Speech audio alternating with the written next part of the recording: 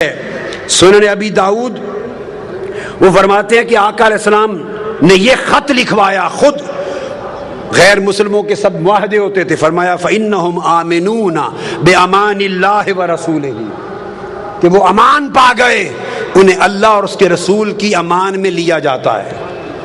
اللہ اور اس کے رسول کی، بولیے، آپ کہتے ہیں فقط اللہ کی امان، اور مصطفیٰ فرماتے ہیں اللہ رسول کی امان۔ اسی طرح میں نے آپ کو بہت سی مثالیں دے دی۔ یہ قرآن تھا، یہ حدیث رسول تھی، آقا علیہ السلام کے احکام۔ اب صحابہ کا عمل بھی دیکھ لیجئے، اب صحابہ کا عقیدہ، وہ کیسے بولتے تھے، کمپیئر کریں، وہ کیسے بولتے تھے، ہم کیسے بولتے ہیں۔ حدیث پاک کے لفظ ہیں، کوئی بات آقا علیہ السلام سوال کرتے، بخاری، مسلم، ابو داؤد، نسائی، ترمذی، ابن ماجہ، حدیث پاک کی ہر کتاب بھری پڑی ہے، سینکڑوں ہزاروں مقامات حدیث کے، آپ بھی جانتے ہیں، مگر توجہ نہیں کبھی کی ادھر۔ جو سوال میرے آقا کرتے تو صحابہ کرام آگے جواب دیتے، قالوا اللہ ورسولہ اعلم، اللہ اور اس کے رسول جانتے ہیں، بہتر جانتے ہیں۔ اگر ہمیں کہنا پڑے ہم کیا کہتے ہیں؟ واللہ اعلم بالصواب، ہم کیا کہتے ہیں؟ اللہ ہی بہتر جانتا ہے۔ بولیے کیا کہتے ہیں؟ اللہ بہتر جانتا ہے۔ خدا کی عزت کی قسم، ابو بکر صدیق نے یہ کبھی نہیں کہا تھا کہ اللہ بہتر جانتا ہے، فاروق اعظم نے یہ نہیں کہا تھا کہ صرف اللہ بہتر جانتا ہے، عثمان غنی نے کبھی نہیں کہا، علی شیر خدا نے کہا۔ کل صحابہ جب بولتے کہتے اللہ و رسولہ اعلم، اللہ اور اس کا رسول بہتر جانتے ہیں۔ علم کی بات ہوتی تو کہتے اللہ رسول بہتر جانتے ہیں۔ یہ صحیح بخاری کتاب الایمان حدیث نمبر 53 پھر زید بن خالد الجہنی ان کی روایت، اور پھر صحیح بخاری کتاب الاذان حدیث نمبر 810، اس میں پھر آقا نے کوئی سوال کیا، قالوا اللہ ورسولہ اعلم، خدا اور مصطفیٰ بہتر جانتے ہیں، اللہ اس کے رسول بہتر جانتے ہیں۔ حضرت معاذ سے مروی ہے، آقا نے پھر پوچھا کہ اللہ پر بندوں کا حق کیا ہے؟ صحابہ بولے اللہ ورسولہ اعلم، اللہ اس کا رسول بہتر جانتے ہیں۔ حضرت ابو ذر کرتے ہیں، آقا نے پوچھا سورج غروب ہونے کے بعد کہاں جاتا ہے؟ سورج غروب ہونے کے بعد کہاں جاتا ہے؟ تو چاہیے تھا نا کہتے کہ اللہ کو معلوم، اللہ بہتر جانتا ہے کہاں جاتا ہے۔ نہیں، صحابہ نے جواب دیا اللہ ورسولہ اعلم، اللہ اور اس کا رسول بہتر جانتے ہیں کہا جاتا ہے۔ اسی طرح الغرض بہت سی معاملات، ہزارہ مقامات پر جب کبھی آقا علیہ الصلوۃ والسلام سوال کرتے تو صحابہ کرام جواب دیتے، اور کبھی کسی نے یہ نہ کہا کہ اللہ بہتر جانتا ہے۔ حجۃ الوداع کی پوری خطبہ مینا ہے، آقا نے اشارہ کر کے پوچھا لوگو آج کون سا دن ہے؟ ای یوم ھذا، کون سا دن ہے؟ سب کو معلوم ہے کہ آج 10 ذی الحج ہے، عرفات سے آئے ہیں، مینا پہنچے ہیں، عید ہوئی ہے، مگر کسی نے جواب نہیں دیا کہ اللہ و رسول عالم، اللہ اور اس کا رسول بہتر جانتے ہیں۔ آقا نے پوچھا کون سا مہینہ ہے؟ خاموش، اللہ اور اس کا رسول بہتر جانتے ہیں۔ حالانکہ حج کر رہے ہیں، پتہ ہے کہ ذی الحجہ ہے، مگر نہیں معلوم نہیں یار کا منشا کیا ہے، عرض کیا اللہ اس کا رسول بہتر جانتا ہے۔ آقا علیہ السلام نے پوچھا یہ کون سا، کعبۃ اللہ کی طرف اشارہ کر کے کہا یہ کون سا شہر ہے؟ مکہ شہر، کون سا شہر ہے یہ؟ اب کس کو معلوم نہیں کہ یہ مکہ ہے، مگر معلوم نہیں، سب صحابہ نے سمجھا پتہ نہیں یار کا منشا کیا ہے، عرض کی اللہ اس کا رسول بہتر جانتا ہے۔ پوچھا گیا، صحیح بخاری کے لفظ ہیں، ایک اور روایت بخاری شریف کی، پوچھا تمہیں معلوم تھا کہ یہ شہر مکہ ہے؟ جب حضور نے پوچھا یہ کون سا شہر ہے تو بتایا کیوں نہیں؟ صحابہ کہتے ہیں ڈر گئے کہ معلوم نہیں حضور آج نام بدلنا نہ چاہتے ہو، ہائے ہائے ہائے، ہم کچھ اور کہہ دیں اور رسول مکہ کا نام بدل ڈالے۔ بلے قرآن کی آیتوں میں آ چکا تھا، اس دن رسول کہہ دیتا نہیں یہ مکہ نہیں مدینہ ہے، وہ دن مدینہ بن جاتا۔ ہمیں معلوم تھا کہ یہ مہینہ ذی الحجہ ہے، ہم اس لیے ڈر گئے، ممکن ہے حضور کہہ دیتے نہیں آج سے محرم ہے، ذی الحج محرم بن جاتا، اس لیے نہیں بولے کہ پاک پانی حضور بدلنا چاہتے ہیں۔ ان کو معلوم تھا اختیار مصطفیٰ ہے، زبان سے جو کہہ دے وہی شریعت بن جائے۔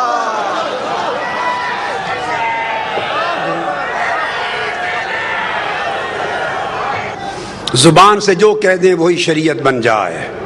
تو ایک تو میں نے نقطہ سمجھا دیا، عقیدہ شان رسالت کے باب میں لوگوں توحید اور رسالت کے تعلق کو سمجھو، پھوڑو نہیں، یہ پھوڑنے والے پھوڑنا چاہتے ہیں۔ اللہ نے ہمیشہ جوڑا ہے، اور صرف ایک شان مصطفیٰ کو نہیں دی، آقا کو خدا نہیں کہا، خالق و مالک نہیں کہا، معبود و الہ نہیں کہا، عبادت کا حق اپنے لیے خاص رکھا، الوہیت اور معبودیت خالقیت جو اس کی شان ہے اس کو چھوڑ کر کہا محبوب باقی ہر شے میں تو میرے ساتھ ہے، ہر شے میں میرے ساتھ ہے۔ لہذا یاد رکھ لیں، جس طرح عبادت میں رسول کو خدا سے میں شریک کرنا شرک ہے، عبادت میں رسول کو خدا کے ساتھ بولیے شریک کرنا، رسول کو خدا کے ساتھ ملانا عبادت میں شرک ہے۔ اسی طرح باقی سارے معاملات میں رسول کو خدا سے جدا کرنا کفر ہے، کفر ہے۔ عقیدے درست کر لو، عقیدے درست کر لو، شان رسالت آپ کو قرآن سے سمجھو، نہیں 4-5 رٹی ہوئی آیتیں دے کر سیاق و سباق سے ہٹا کر مصطفیٰ کی شان کو گھٹانے سے توحید نہیں بنتی، تنقیص بنتی ہے۔ حضور کی شان اقدس اور عقیدہ رسالت کا ایک باب اور ہے، وہ یہ کہ آج ہم میں سے کئی لوگ ہم میں اس بات سے بھی گھبراتے ہیں کہ حضور کو وسیلہ بنانا چاہیے یا نہیں۔ آقا اپنی پیدائش سے پہلے بھی پوری کائنات کا وسیلہ تھے، ولادت کے بعد بھی ساری کائنات کا وسیلہ ہے، اور وفات کے بعد بھی قیامت تک حضور ساری کائنات کا وسیلہ ہے۔ آپ سمجھے میری بات؟ اور یہ خیال کہ توسل کا کوئی بیان نہیں ہے عقیدہ دین میں اور توحید میں، یہ بھی انکار۔ وسیلہ کا لفظ کسی نے نہیں کہا، خود وسیلہ کا لفظ قرآن نے دیا ہے، اور ارشاد فرمایا گیا یا ایھا الذین آمنوا اتقوا اللہ وابتغوا الیہ الوسیلہ وجاہدوا فی سبیلہ لعلکم تفلحون۔ ایمان والو اللہ سے ڈرو اور اللہ کا قرب پانے کے لیے اس تک کوئی وسیلہ تلاش کرو۔ سورہ مائدہ آیت نمبر 35، پھر اللہ پاک نے فرمایا اولئک الذین یدعون یبتغون الی ربہم الوسیلہ ایہم اقرب ویرجون رحمتہ۔ یہ لوگ جو پوجا کرتے عبادت کرتے ہیں، کچھ لوگ ملائکہ کی فرشتوں کی پوجا کرتے ہیں، کچھ لوگ جنات کی کرتے تھے، کچھ لوگ حضرت عیسیٰ کی، کچھ حضرت عزیر کی، کچھ ان کے بت بنا کے پوجا کرتے۔ قرآن نے کہا جن کی یہ عبادت کرتے ہیں، خواہ وہ حضرت عیسیٰ ہیں یا حضرت عزیر، خواہ وہ جنات ہیں یا ملائکہ جن کے بت بنا کے عبادت کرتے ہیں، قرآن نے کہا ان کا اپنا عالم یہ ہے کہ یبتغون الی ربہم الوسیلہ، وہ خود خدا کا قرب چاہنے کے لیے وسیلہ تلاش کرتے ہیں۔ ایہم اقرب، کہ کون خدا کے زیادہ قریب ہے تاکہ اسے وسیلہ بنائے اور خدا کا قرب پالے۔ تو قرآن مجید نے اللہ کے مقرب بندوں کو وسیلہ بنانا قرآن نے نص کے ذریعے واجب بنا دیا۔ ارے وسیلے کو عقیدہ توحید کے خلاف سمجھنا یہ قرآن کا انکار اور شریعت قرآنی کی سے جہالت۔ پوچھو حضرت یوسف علیہ السلام سے، جب ان کے والد حضرت یعقوب علیہ السلام کی بینائی چلی گئی تھی اور ان کے 11 بھائی حاضر ہوئے مصر میں، جب وہ وزیر تھے، بادشاہ تھے مصر کے، اور بتایا کہ حضرت یعقوب آپ کے والد آپ کے غم میں، جب ملاقات ہو گئی تھی، غم میں رو رو کے بینائی دے بیٹھے۔ اب قرآن کہتا ہے جب پتہ چل گیا کہ بینائی چلی گئی تو کیا کرتے؟ یوسف علیہ السلام ہاتھ اٹھا کے دعا کرتے، عرض کرتے باری تعالیٰ میرے والد حضرت یعقوب کی بینائی لوٹا دے۔ آج صرف یہی طریقہ بتایا جاتا ہے نا، صرف یہ تو یوسف علیہ السلام نے یہ کام نہیں کیا، کر سکتے تھے۔ اللہ کے پیغمبر سے بہتر توحید کو کون جانتا ہے؟ کرتے باری تعالیٰ میرے باپ یعقوب کو بینائی دے دے۔ حضرت یعقوب علیہ السلام خود نبی ہیں، خود نبی، وہ خود دعا کرتے مولا مجھے بینائی دے دے۔ نہ حضرت یعقوب نے خود براہ راست دعا کی، نہ حضرت یوسف علیہ السلام نے کی۔ تو کیا کیا؟ جب پتہ چلا کہ بینائی چلی گئی، اپنا قمیض اتار کے دے دیا۔ قمیض اتار کر قرآن کہتا ہے اذهبوا بقمیصی ھذا فالقوه علی وجه ابیات بصیرا فلما ان جاء البشیر فالقاه علی وجهه فارتد بصیرا۔ اپنا قمیض اتارا جو حضرت ابراہیم علیہ السلام کے وقت سے ان کے پاس چلا آتا تھا، اتار کے قمیض دیا اور کہا یہ میرا قمیض میرے والد حضرت یعقوب کے چہرے آنکھوں پہ رکھنا، اس کے وسیلے سے بینائی آ جائے گی۔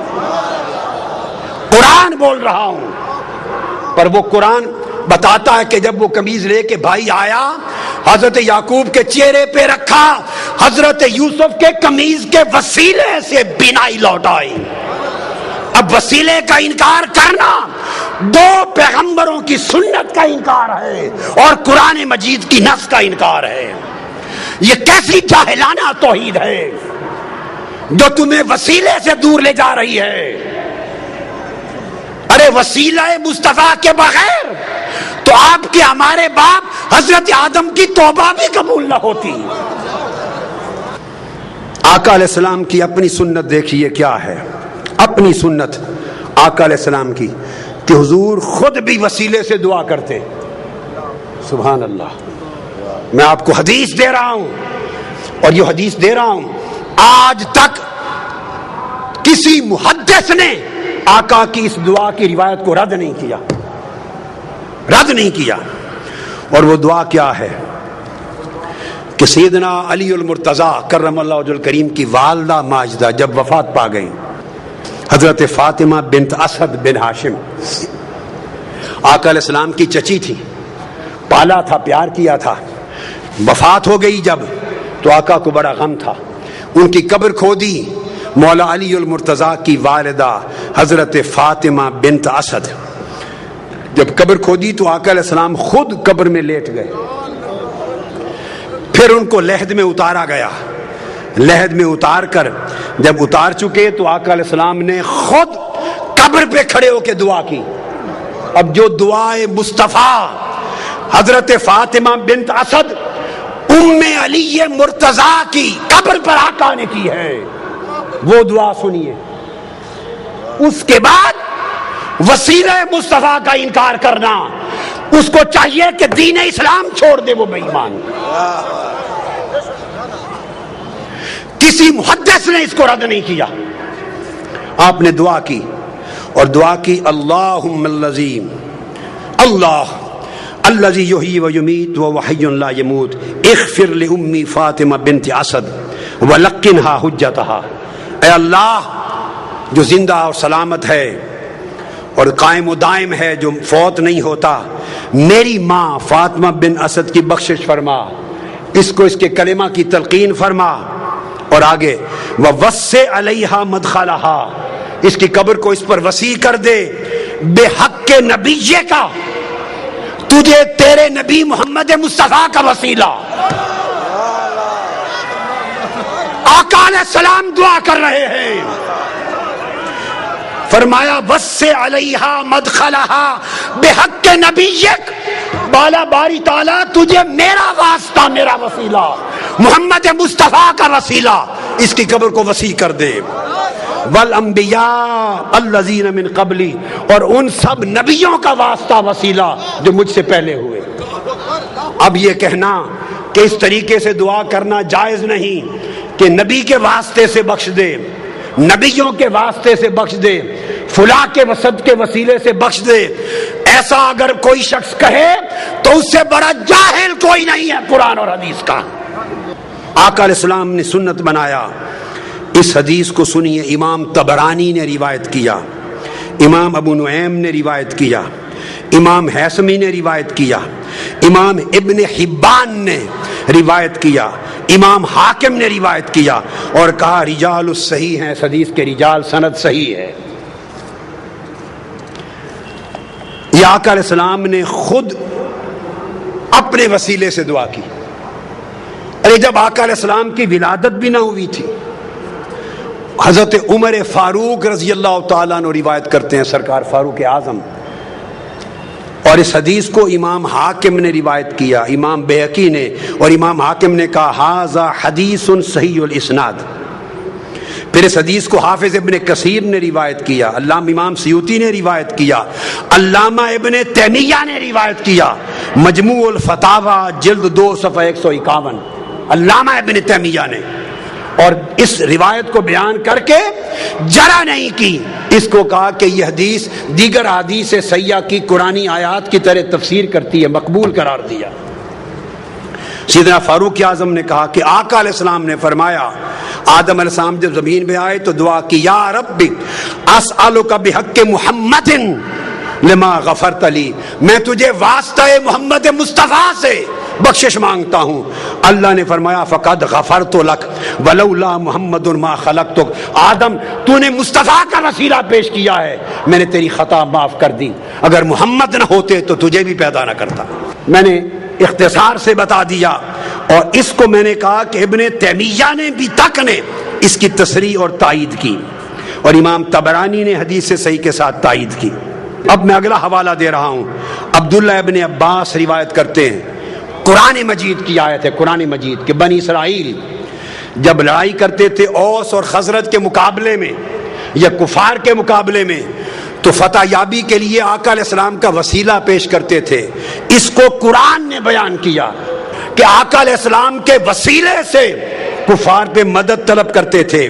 عبداللہ ابن عباس روایت کرتے ہیں ان یہود کانوا یستفتحون علی الاوس والخزرج برسول اللہ قبل مبعثہ، حضور کی بعثت سے پہلے اوس و خزرج پر فتح یابی کے لیے یہود حضور کے وسیلے سے دعا کرتے تھے۔